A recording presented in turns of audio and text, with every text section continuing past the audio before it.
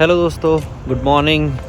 तो आज है फ्राइडे और आज मैं सुबह पहले उठ के मैंने सोचा था कि मैं ऑफ़िस चला जाऊंगा, क्योंकि यूजुअली फ्राइडे को हम क्या करते हैं कि ऑफ़िस जाते हैं और वहाँ पे मतलब पूरा अपना काम वाम ख़त्म करके फिर हम क्रिकेट खेलते हैं उसके बाद सारे दोस्त। तो फ्राइडे का हमने ऐसा दिन बना रखा है जिसमें कि मोस्ट ऑफ़ द बंदे आते ही हैं और बाकी लोगों से मिलने का भी एक मौका मिल जाता है, गेट टुगेदर हो जाती है और हम सारे फिर क्रिकेट भी खेल लेते हैं, जो कि एक एक फ़िज़िकल एक्टिविटी है। तो हमने सोचा हुआ है कि वो फ़िज़िकल एक्टिविटी भी अच्छे से हो जाए। अब लेकिन मैं शायद आज ऑफ़िस ना जा पाऊँ, क्योंकि जैसे ही मैं आज सुबह उठा तो कीर्ति ने मुझे बताया कि आज उसके ब्लड टेस्ट होने हैं और उसकी एक अपॉइंटमेंट शेड्यूल्ड है already.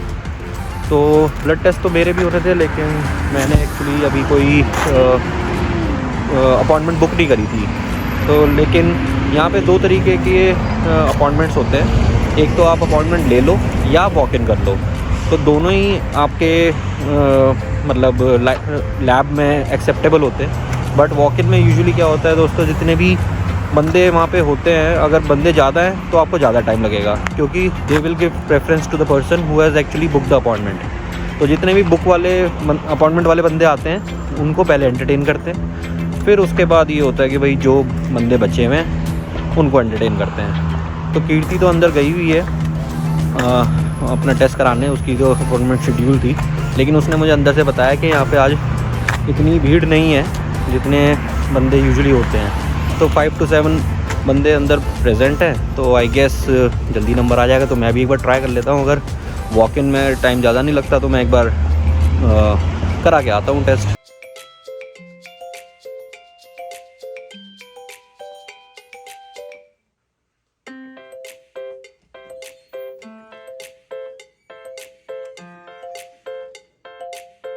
A few moments later. तो दोस्तों, जैसा मैंने बताया था, अंदर वॉक इन आप करने जाओगे तो उसमें टाइम ज़्यादा लग जाता है। मैंने देखा वहाँ पे लोग तो वैसे कम थे, बट जो अप्रॉक्सीमेटली वेटिंग टाइम आ रहा था that was coming out to be around 42 minutes. और वो 42 मिनट्स तो अभी दिखा रहा है, but that will gonna increase, क्योंकि जैसे ही कोई पेशेंट या कोई और बंदा आएगा जिसकी अपॉइंटमेंट ऑलरेडी शेड्यूल थी उसकी, और तो उसको प्रायोरिटी पहले मिलेगी। तो फॉर एग्ज़ाम्पल अगर मैं 10 AM के आसपास अपना रजिस्ट्रेशन कराता हूँ और अगर कोई बंदा आ रहा है 10:15 पे या 10:20 पे या 10:30 पे जिसकी अपॉइंटमेंट है ऑलरेडी, तो उसको प्रेफरेंस पहले दी जाएगी, फिर मुझे और आधा घंटा वेट करना होगा। तो ये जो वेटिंग पीरियड है, मुझे जो लग रहा है वो तो अभी 40 मिनट्स था, लेकिन after 15 to 20 minutes it will surely increase. तो मैंने सोचा कि वॉक इन ना करके अपना, जब मैं एक अपॉइंटमेंट शेड्यूल कर ही लूँगा तभी आना बेटर है। और फिर मैं दिखाऊंगा दोस्तों अंदर कैसे रहता है। वैसे तो अंदर शूटिंग अलाउड नहीं है, तो मैं वीडियो शूट नहीं कर सकता, बट सिंपल प्रोसेस है। आपको जाना है सीधा रिसेप्शन पे आपका वो एक हेल्थ कार्ड मांगेंगे। हेल्थ कार्ड एक कार्ड बनता है दोस्तों यहाँ पे, जो कि सभी को मिलता है, चाहे वो PR हो, चाहे वो सिटीज़न हो, चाहे वो वर्क परमिट पे हो। बट जो विजिटर वीज़ा वाले बंदे होते हैं उनको नहीं मिलता है वो। तो ये एक क्लॉज रहता है हेल्थ कार्ड के लिए। हेल्थ कार्ड जैसे ही आपको मिल जाएगा तो हेल्थ कार्ड लेके आप किसी भी फैसिलिटी में जा सकते हैं, इवन हॉस्पिटल्स में भी जा सकते हैं। वहाँ पे आपका पूरा जो चेकअप है, पूरा जो हॉस्पिटलाइजेशन से रिलेटेड चीज़ें होंगी वो सारी कवर करते हैं ये।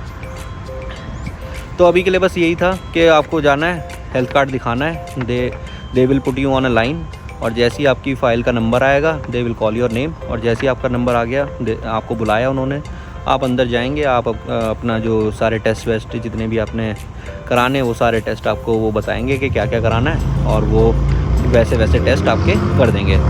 तो अगर आपकी बुकिंग होगी तो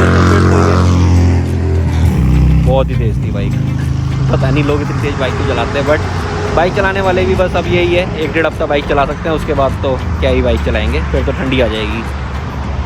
तो फ्रेंड्स, मैं क्या कह रहा था, हाँ, तो मैं ये कह रहा था कि अगर आप बुकिंग करा के आएंगे तो आपका कम टाइम लगेगा, अप्रॉक्सीमेटली 15 to 20 मिनट्स में आप फ्री हो जाएंगे। नहीं तो आप तो फिर अगर वॉक इन करोगे तो it's up to the line. तो दोस्तों, कीर्ति गई अंदर टेस्ट कराने, जैसे वो टेस्ट करा के आएगी उसके बाद फिर हम चलते हैं अपने घर की तरफ। फिर मिलते हैं आपसे थोड़ी देर में दोस्तों। चलो, गुड बाय, टेक केयर। तो दोस्तों आज का जो दिन में ऑफिस था वो ख़त्म करके मैंने सोचा था कि आज तो ऑफिस जाना नहीं है, तो आज सब कुछ घर पे ही निपटाना है। लेकिन जैसे ही मैंने घर पे निपटाया तो ऑफिस वालों की कॉल आ गई कि भाई मौसम बहुत अच्छा हो रखा है और ये फ्राइडे जो लास्ट है इसके बाद शायद दोबारा खेलने का मौका ना मिले क्रिकेट, तो तुम भी आ जाओ। तो मैंने सोचा कि चलो चलते ही हैं, बट यही है कि रेनी सीज़न था तो मैंने कहा चलो let's give it a try, और इन्होंने ज़बरदस्ती मुझे बुला ही लिया। तो मैं अभी जस्ट पहुंचा हूँ ग्राउंड पे और these people are actually playing, तो मैं इनको ज्वाइन करूँगा। तो देखो लेट्स सी मुझे क्या करते हैं।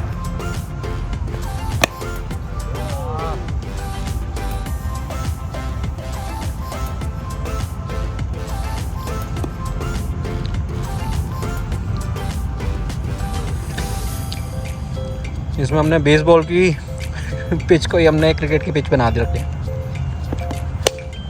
क्रिकेट मैच तो जस्ट अभी ख़त्म हो गया है, तो अब निकलते हैं घर की तरफ। हमने अपनी फ्राइडे वाली परंपरा फिर भी कायम रखी कि बारिश भी होगी तब भी हम क्रिकेट खेलेंगे। तो क्रिकेट खेल के अच्छा तो लगता ही है, सबसे दोस्तों से मिलते हैं, थोड़ी फ़िज़िकल एक्टिविटी भी हो जाती है साथ साथ। और अब चलते हैं घर की तरफ, मिलते हैं आपको घर पे।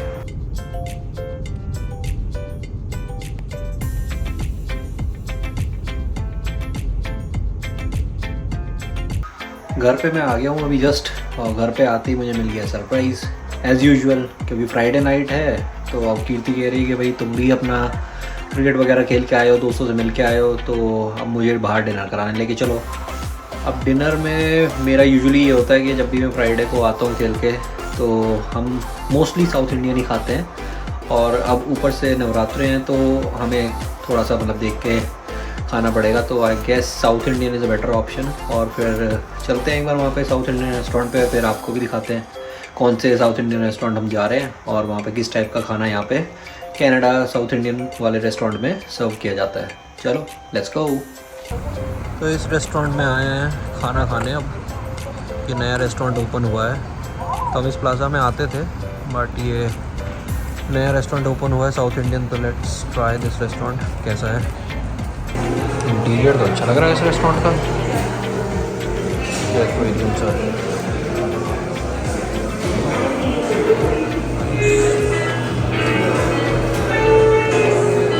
ये तो लग्जरी है।